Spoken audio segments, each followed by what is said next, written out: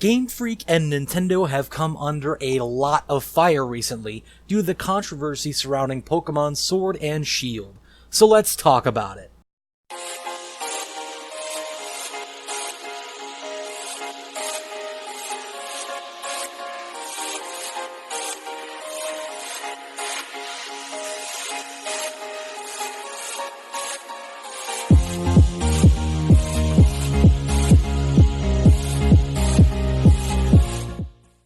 Geek Game is an amazing community with awesome people who love to talk about everything geeky in gaming.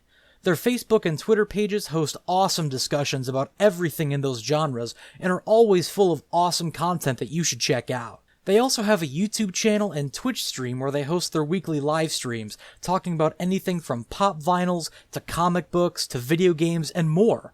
I personally am also going to be making appearances on these streams. So go check them out and become part of this awesome community today, as they help make these videos possible. I personally am part of this community and I love it, so special thanks to Geek Game for sponsoring this video.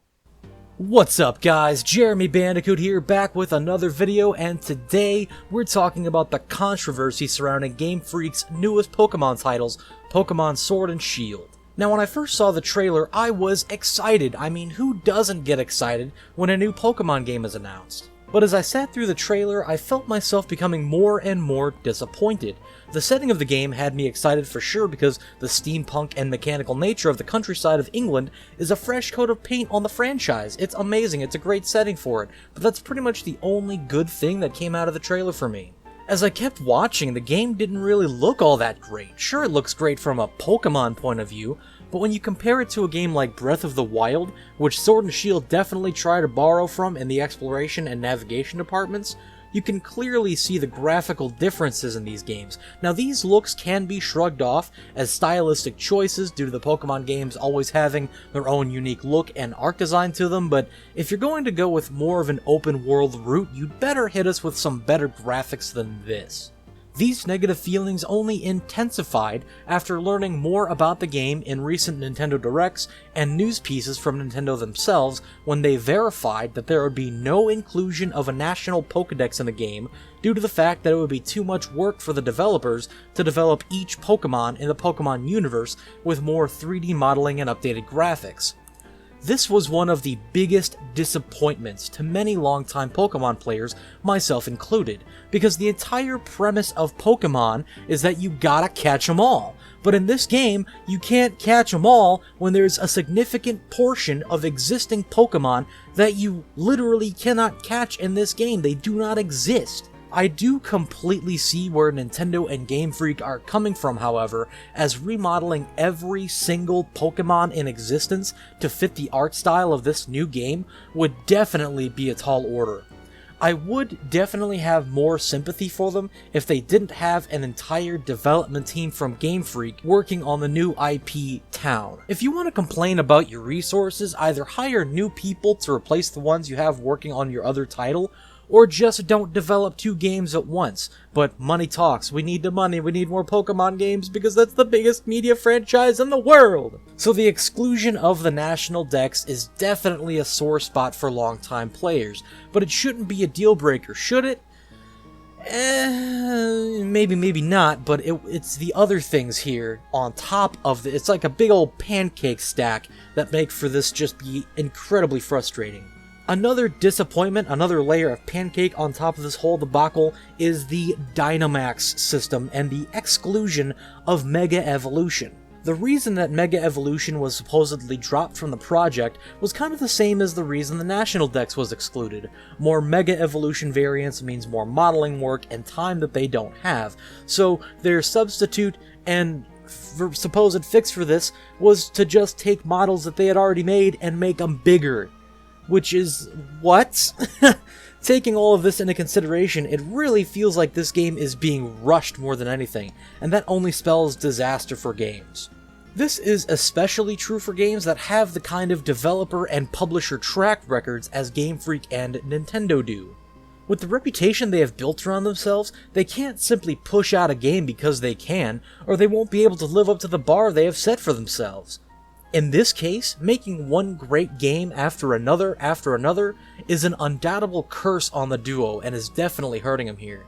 But going back to Dynamax for a moment, the reason that many fans were displeased with the concept was that all it seemingly does is make your Pokemon supersized with a slight power upgrade. It's nothing innovative, it's nothing new, it's not nearly as big of a transformation that we've seen before, like say Mega Evolution or even the inclusion of Z-moves. I'm not sure who in the hell at Game Freak thought this was a good idea, or maybe it's just the fact of Game Freak and Nintendo simply running out of creative ideas and creating something that fits into their timescale.